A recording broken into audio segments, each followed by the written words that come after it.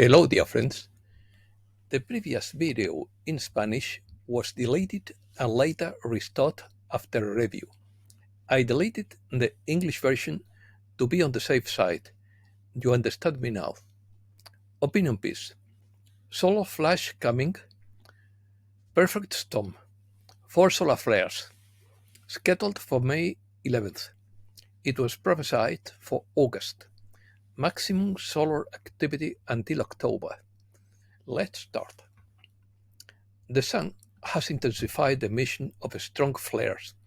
A cannibalistic solar storm could hit Earth during the early hours of Saturday, May 11th, according to the National Oceanic and Atmospheric Administration, which predicts a severe G4 class solar storm. 4 solar flares are on their way to Earth if no one stops them, which could form a low-latitude northern lights. 4 powerful solar flares have been recorded in 2 days by NASA's Solar Dynamics Observatory. These flares joined 2 others last weekend, at the height of the solar cycle. The forecast suggests that 3 of them could merge to form a powerful cannibal solar wave. These events coincide with the maximum of activity in the 11-year solar cycle, scheduled between January and October of this year. Cannibalistic coronal mass ejections form when fast-moving waves overtake slower waves in front of them. The internal shock waves created by these types of collisions cause severe storms when they collide with the Earth's magnetic field. Definitions. Solar flares are powerful explosions of energy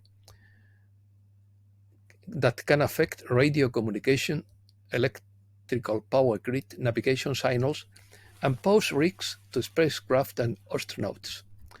A cannibal solar storm is an astronomical phenomenon that occurs when a coronal mass ejection on the Sun absorbs another previous ejection due to its size and intensity, merging into a single more powerful one. This event could have impacts on Earth, such as affecting electrical networks, GPS signals, radio communications, northern lights, and even possible interference in satellites in low orbit. A severe G4 class solar storm is a disturbance in the Earth's magnetic field caused by a coronal mass ejection from the Sun. Although it may cause concern, authorities urge the public to remain calm, as the effects are usually controllable and do not represent an imminent risk to the general population. Sunlight. The term solar flare can refer to a significant solar event, such as a solar storm or a geomagnetic storm caused by intense solar activity, such as solar flares or coronal mass ejections. These events can affect the Earth's magnetic field, which could cause disruptions to power grids, communication systems, and even affect satellites. Additionally, there are preferences to a great solar flare, predicted by Maeve Walker for August, suggesting spiritual or energetic transformation rather than a scientific solar event. Colombian lady Maeve Walker has stated that humankind must prepare for the great solar flash that would occur in August.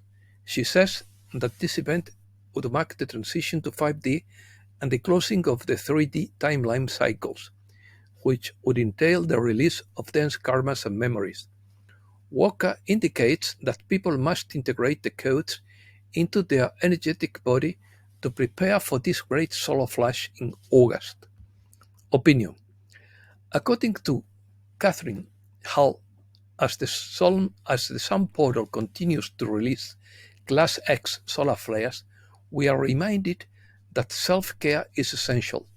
These solar flares shoot out from the solar portal and create waves of energy that hit the Earth. This energy reaches our atmosphere and creates energy waves that break the density within us and around us. There are several huge sunspots from which these flares arise, and the largest and most charged sunspot is number AR3663, which has been growing in size for several days. More X-class flares are also expected. These flares are high-power radiation with powerful proto-ionizing and penetrating positively charged particles that rise toward the Earth while plunging through the planetary magnetosphere, producing shock waves. These are the most powerful cosmic events so far this year, and are what create intense weather and natural disasters around the world. Splashes of light quickly turn into full-blown ground storms. These energy waves also cause people to experience changes within their body, breaking down the density within our energetic structure to be pushed and released. As we continue to release the density within us and around us, it is imperative that we honor our emotions and feelings. This is our time to support this energy to come up and out so that we can raise the frequency of our being and continue to ascend with love and acceptance in our hearts. Loving ourselves through all these feelings and emotions is key to healing and freeing ourselves.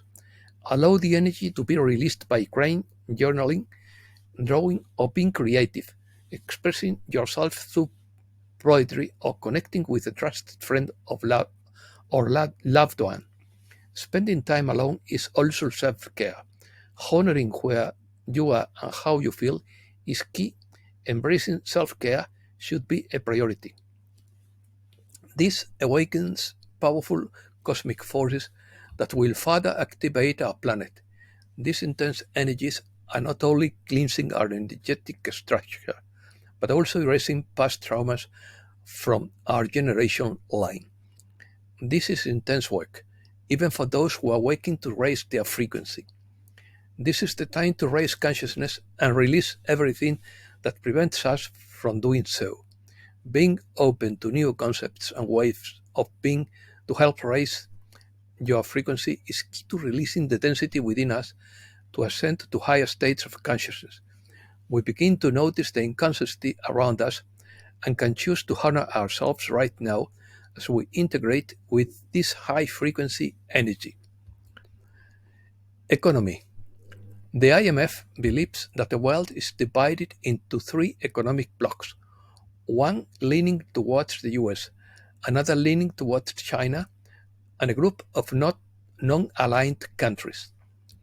Tom Luongo says we are at the bifurcation of the global financial system where geopolitics dovetails with finance. The patches of BRICS bloc bullion drives to trend towards de-dollarization. Beijing urges Washington to lift sanctions against Chinese companies. China strengthens its ties with Eastern Europe despite Brussels' hardening stance. The multi-billion-dollar US debt, an invisible white elephant according to the Financial Times. The US government and Wall Street launched Project Fortress to fight hackers. Europe. EU agrees to use frozen Russian assets for military aid to Ukraine. The confiscation of Russian assets threatens to devalue the euro. A German businessman's house is set on fire for sending weapons to Ukraine. Pro-Palestinian university protests sweep Europe.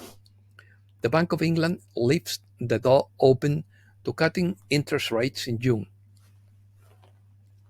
War rumors. Biden says he will not send more weapons to Israel if it invades Rafah on a large scale. Israel is furious over Biden's decision to draw a red line on the Rafah invasion. Egypt warns negotiators of the risk of escalation in Gaza if there is no trust agreement. Putin assures that Russia will not allow a global conflict despite the revanchism of the West, in quotes. Pascal Najadi warns of those who attack fleeing. MEP Christine Anderson's microphone was cut off after accusing Ursula von der Leyen. The leader of Chad's military junta wins the presidential election. Spain. Telefónica earns 78% more until March. BBVA hostile takeover bid for Banco de Sabadell shocks the markets. Spanish ports benefiting from maritime traffic that avoids the route through the Red Sea. Spanish universities will suspend their agreements with Israeli universities if they do not defend peace. The population born in Spain only increased minimally in 13 provinces. Where the population born in Spain has increased the most in the last 12 months has been in Almeria, followed by the Balearic Islands and Madrid, while Girona, Toledo, Santa Cruz de Tenerife, Tarragona, Las Palmas, and Melilla have barely registered few hundreds of an increase.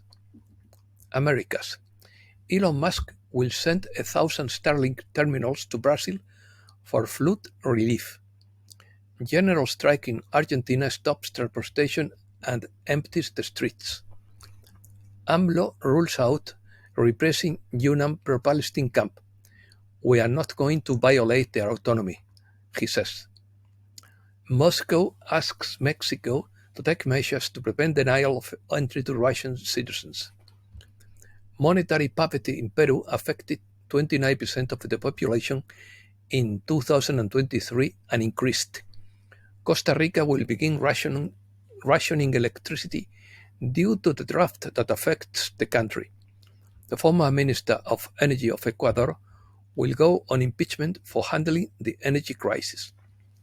Venezuela warns of a threat to regional peace due to the new US deployment in Guyana. And that's all for today. Thanks a lot, dear friends.